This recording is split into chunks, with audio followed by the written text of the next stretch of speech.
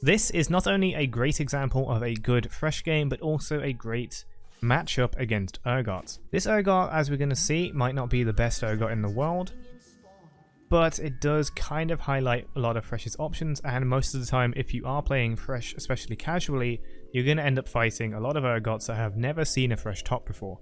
Only really well experienced players and experienced Urgot mains are going to be able to figure out what they can do against Thresh top.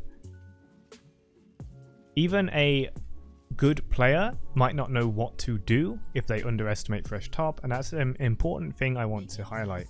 This isn't about how Thresh top is a one-sided fight. I've definitely fought a few Urgots who have given me a little bit more trouble, but even against those, it does seem kind of favourable for the Thresh, at least from my perspective. If you disagree, you can feel free to leave a comment down below on what you think. Hopefully, as time goes on, we'll fight more Urgots, and we'll fight better and more experienced Urgots at some point or another. Now, the game itself becomes a bit interesting, especially with our bot lane and the enemy Kog'Maw. We'll see how that kind of develops. Moving on to laning phase, we have a simple lane where you just kind of slap the enemy. That's how Thresh top plays. With Urgot, he does have he is ranged, so you have to be careful, but he has rather low range. And it's very clunky auto attacks, very slow. His Q is the thing that you really want to keep an eye out for, and is actually a good reason to buy boots early on already. Tabby's also, I believe, works on his W, does it? I'm not sure. Probably not, actually. Maybe it does. Armor's good anyway. But regardless, if a Urgot is able to hit his Q, then he can use that to lock on and deal some pressy attack damage. Now here, my reaction time is really not on point, so I was not able to counter it, but it ended up in my favor because he, for some reason, thought that suplexing me over the tower range was a good idea, and it wasn't. He even committed with an ignite, and that was just kind of sad for the Urgot. That said, if it was outside of tower range and I was playing correctly, so we both misplayed, then you can interrupt Urgot's dash with E. We'll see it later when I kind of wake up a bit in this game. We also have Darwin's Shield. You want Darwin's Shield in 99% of lanes as top Thresh because he just has no sustain.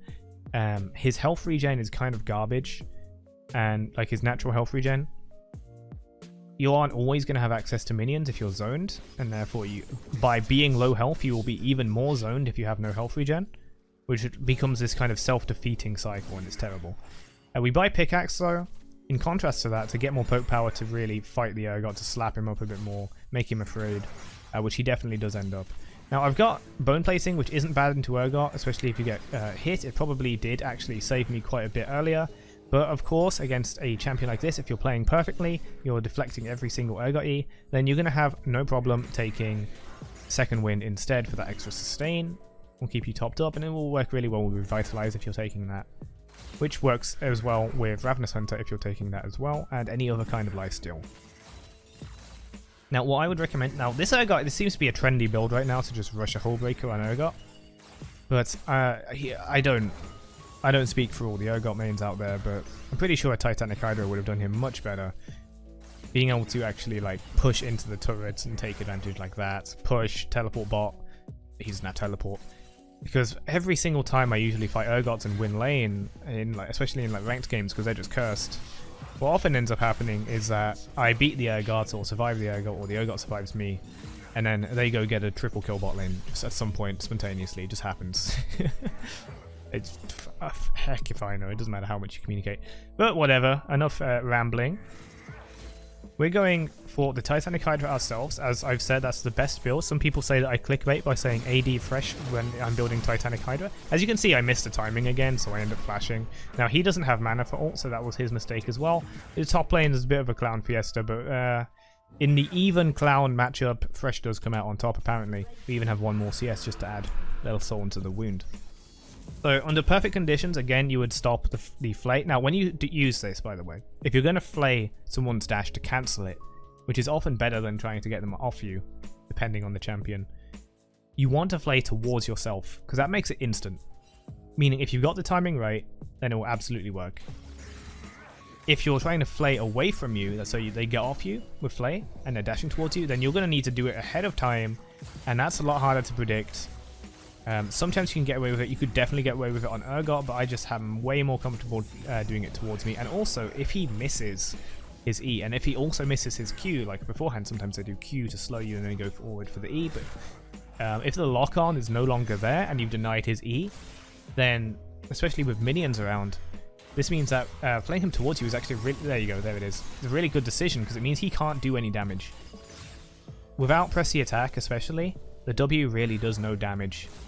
Most of Urgot's damage is in the shotgun knee passive, so that's another reason why Thresh is so good against Urgot. Because if you're using your Q, less so your Q, more so your E, to reposition the Urgot, and moving and using your range to stay on one side of him, this means that he'll only ever get one, maybe two shotgun knee on you, as long as you're not getting hit by E, you're repositioning him as you want. The box is really good as well, means he can't just circle strafe around you and do lots of damage. The 1v1 matchup with Urgot is awesome. If the enemy jungler comes in with high CC, then this can help lock you in. We're going to get a bit of an Ooga Booga, and that will be enough to kill the Urgot right there. No need to rewind, no need to slow down, nothing fancy, just a typical Ooga Booga combo, which is landing Q first, then pressing R, then playing them into it if you need be. If you don't need to play, don't play yet, wait for the box to hit. Even better, wait for their dash, that's so you can cancel it. Because my old instinct, and therefore chances are some other people's old instinct with the Thresh combo, is to actually Q, E, then box. That feels like the more natural combo order, especially you don't have your ult up all the time, so your muscle memory might tell you to do Q and then E. Or even Q, double cast QE. Don't do that. Sometimes you can get away with it, but it does lead enemies with the option to blink away, and everyone has flash, so careful with it. Sometimes I see, like, in Thresh montages, there was this guy that played AP Thresh, and then he just threw a bunch of clips onto our Discord, and it was entertaining to watch. But they weren't perfect combos because the enemy could flash out of it. Like, they flash, or they proto belt because it was AP Thresh, and then they box directly on their opponent.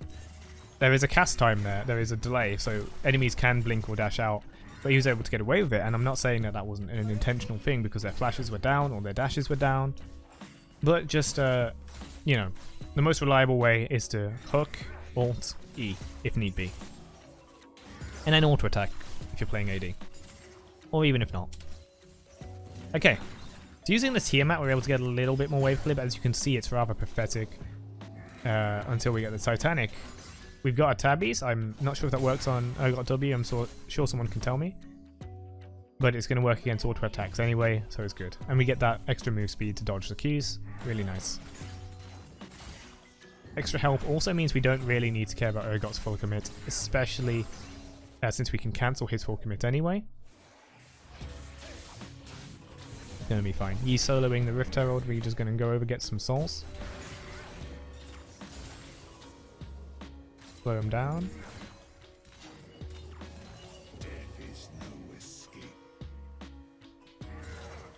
Wait for a gank, but it looks like not really gonna happen, so just push forward, get the Rift Herald out, get some tower plates. Are they up? No, they are not. Okay, get a tower. We go a bit forward.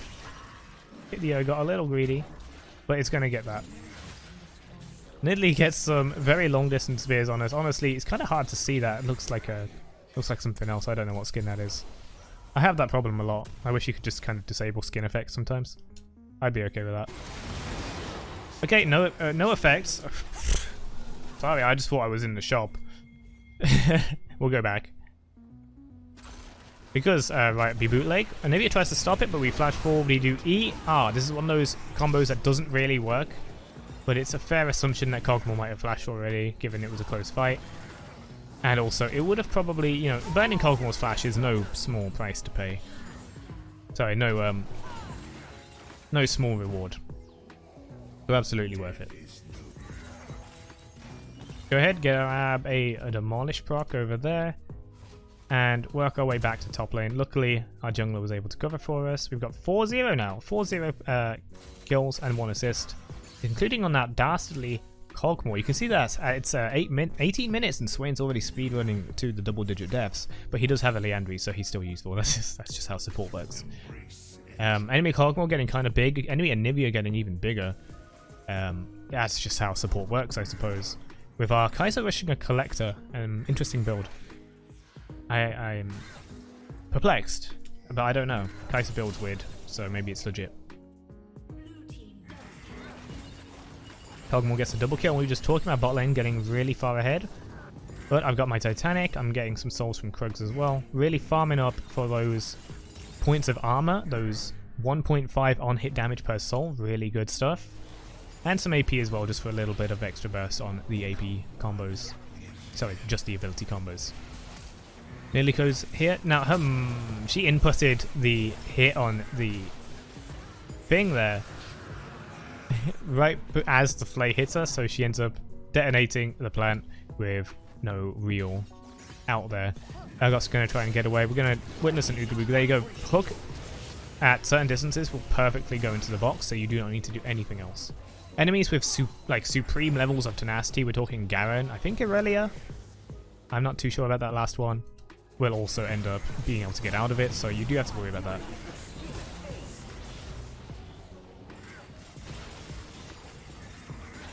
Get some decent damage after taking the outer turret, and then recall for more items. Now we have Wit's End. The enemies have a Nidalee, a Fed Kog'Maw, which is some magic damage, a Fed Anivia, which is plenty of magic damage, and a decent Lux. So Wit's End is very appropriate here. If we were going a bit more hardcore into tank, then maybe we had less kills and our team had more kills, maybe we'd go for a Spirit, or more likely a Force of Nature, or something of that nature. Once the ward was cleared, we walk up and wait for a platoon gank here. Flash over the wall. We're going really all in on this. Hook the Kog'Maw. He QSS's it, or no, cleanses it actually. Really kind of ruining the commitment I've got up here. Now Urgot's also ruining the commitment he's got up there by taking out a ward instead of just going ham on this tower right now, is what I would have done. He even checks out a vision plant before pushing the top turret, giving me time to finish things up, finish the cleaning up the mess a little bit in bot lane, and teleporting back to top lane. Back to scaring Urgot. Now Urgot thinks he can take me, because it's been a while, he hasn't seen my face. He's got a hull breaker, massive power spike of course. That was sarcasm. And even gets hit into the tower and realizes his mistake, walking on all legs, but to no avail. He's going to throw one last little Q, try and slow me down, but that also slows him down and that gets him killed. With the Wit's End slight move speed bonus, I would have likely caught up as well. I'm actually not sure of our move speeds. Mine's 375, it looks like 388 now that we're moving. I don't know. Who cares? Point is, Urgot is dead and I'm free to hit his turret. I've got 700 Gs of shutdown bonus, and I don't want to be overextending too much. Don't want to be helping the bot lane, they have some juicy shutdowns. Kog'Maw 8-6, now the Anivia very fair, typical supports as you know. Lantern, but unfortunately no Q during the stun animation. Or the other way around. And Anivia is going to run through the turret, kill one, and stun one of us so the other one can go forward and kill them.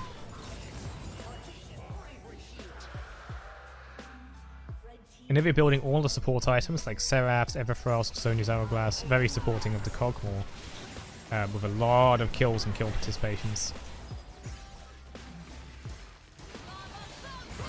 Looks gets another kill on Kai'Sa. It looks like Swain did win the race between the bot laners for 10 deaths. It's all good fun.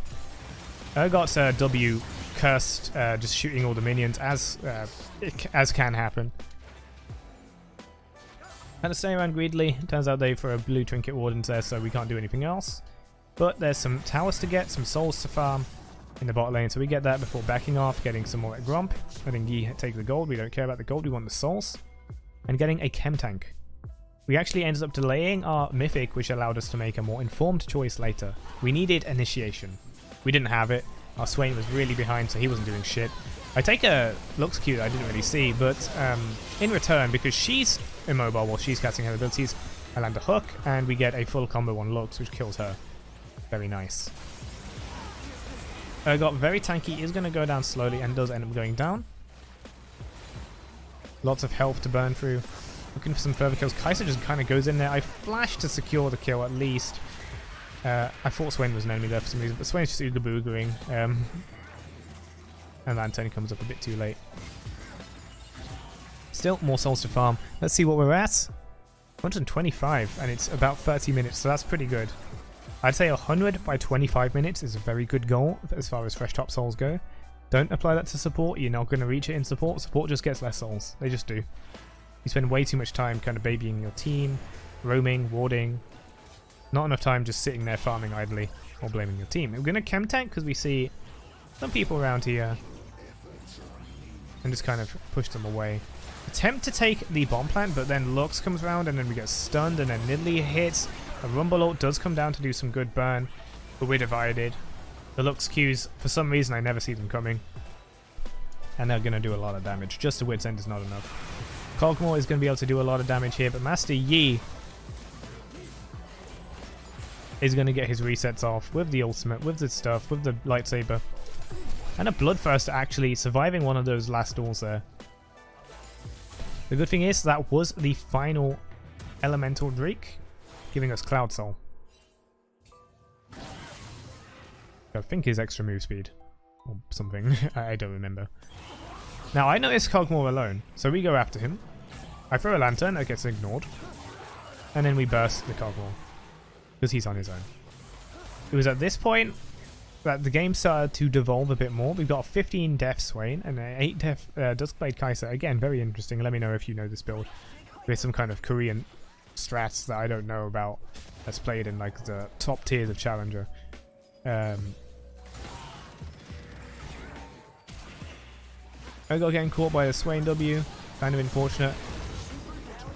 Some interesting interactions here, but that does get me closer in. Kai'Sa maxing out on that barrier that she got from her ultimate. Yi, however, going too close and dying as well. We get a few hits here. If we had a bit more range, maybe we could have sieged the turret, but that's okay. We don't. Also got a Chem Sword for their healing. So their healing right now is Nidalee. There's not much there, but it's useful anyway because Kog'Maw's going to have Lifesteal. He's going to have Ravenous Hunter. Urgot might have Ravenous Hunter. I'm not sure. Don't think so. He has a Resolve secondary. But in any case, it's going to do a lot of useful things in case enemies get it. A bit more healing. But could have possibly been skipped. Again, chem tanking in. Taking out the Lux, who's too forward. He's pretty much on his own here, trying to do some helpful stuff, but instead of just smacking, which would have killed Kog'Maw, I end up trying to land a hook, which gets dodged. My bad, don't hook, just Q. Just auto. Also on the side, we're going to go ahead and push. Okay, Grump. Push the side. And then run away, back away. We got plenty of gold, plenty of stuff to do. Ruby Crystal, plenty of gold I said. Elder Dragon is coming down. We're going to go ahead and take that. And once again, the enemy is left alone. Urgot just kind of pushing down the mid lane. I believe this is when the game became a little bit more of a kerfuffle. We speed ahead, kill the Kog'Maw, but die for it. Gonna take a Lux combo, it's gonna hurt a lot, and I don't want to lose Elder. I'm trying to get out, but I might not make it. Just about with low health. Out of there. Recall. With our team disengaging, we don't have to teleport. Instead, we go for a sneaky, cheesy little Baron here, which the enemies didn't know about. We have a vision ward on it. And again, get more souls. We're looking at 153. Small little icon on the bottom left there, which is very good damage. Very good damage per auto attack, remember. And we have some level of attack speed, some from runes, some from Wit's End. Very good stuff. Swain's going to go ahead and get himself killed. This was when the game kind of really devolved. It's like we need team fights, but people will just kind of go on their own and die, and it was really sad. So really trying to call the shots and really prizing this chem tank because of what it allowed me to do throughout the game. Go ahead, push the side lane a bit. Try to flash hook the Lux as she combos the minions, but she also flashes. Meaning it will hopefully be easier to catch her if she goes out of position again because I've got a chem tank. Just because I don't have flash doesn't mean I won't be able to catch anyone.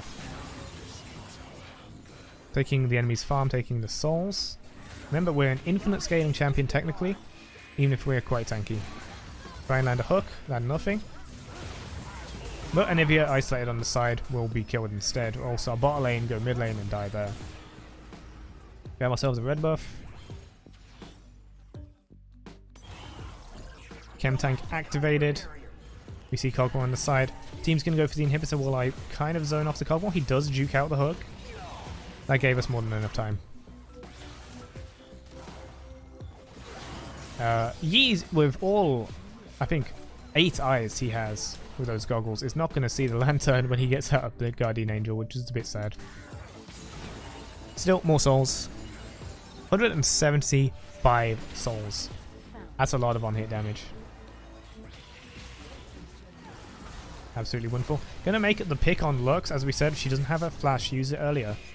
So someone with a good gap closer and damage like Kai'Sa is gonna do it. She does have that Duskblade for extra meme burst, but also has the Plasma for the extra percentage missing HP burst as well.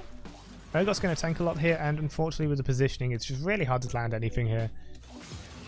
So just kind of waiting a bit more. Kog'Maw on his own. I notice he's nearby, but hey, he's on his own. He's greedily farming. Kill him. Unfortunately, this does get the stuns from out of vision from the Anivia. And then Kog'Maw's raw damage on his own is going to beat me because it's hard to out-damage a Kog'Maw on your own. Especially when you're the specific kind of champion Kog'Maw was able to take down. He does have a Randuin's Omen, so he was a lot tankier than expected. Yeah, unfortunate. These were the kind of call-outs I was really trying to make with this chem tank. Again, Kog'Maw has been spotted. Go ahead, walk up to him, flay. Very deadly thing to do. I did this with Righteous Glory a lot back when that was an item. It's just unfortunate. Chem tank does have some anti-synergy with Thresh, because when you do that auto attack, the wave you get, the flame, it's a circle around you, not the auto attack. Makes it a little unfortunate for ranged champions, but it definitely, these chem tank picks were making the game. Got a Dead Man plate as well, just to get a little more move speed, get more catch potential, and just really good synergy with Thresh's kit anyway. Very long game, 46 minutes, sitting at 189 souls. Thresh is only going to get stronger from this point, and we're full build. Maybe we could have not used the Chem Sword, but who knows how much Ravenous Hunter is doing for Kog'Maw. Could have maybe replaced it with, for example, Thornmail as a tankier alternative. But I think the AD is nice, so maybe something more like, I don't know. See Kog'Maw, kill Kog'Maw, hook, ult, many ults, Kog'Maw is dead, their damage is down. We push forward, Nidalee's forced to back away, that's all Nidalee really does. Take these, rotate top. Unfortunately, some of our team takes a scenic route, which means that we are less able to progress and kind of ward the enemy off. So they're able to advance on the two of us because it's a 4v2, because some of our team went around the backside for no reason. Okay, we've just taken a bit more damage and just able to get the inhibitor, but now we have to back off again. More souls. Almost 200, 198, 199. And that's it. 200, 202, 203. That's a lot of damage. That's like 300 on hit. Which is, you know, what is essentially free, that's really damn good. Even dedicated on-hit champions need to invest to get that level of on-hits. In like a Nash's tooth or something.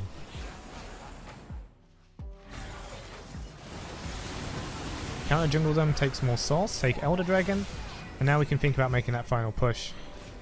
Swain doesn't know, he walks into a bush and dies. He's at 420 though, a very admirable KD to have.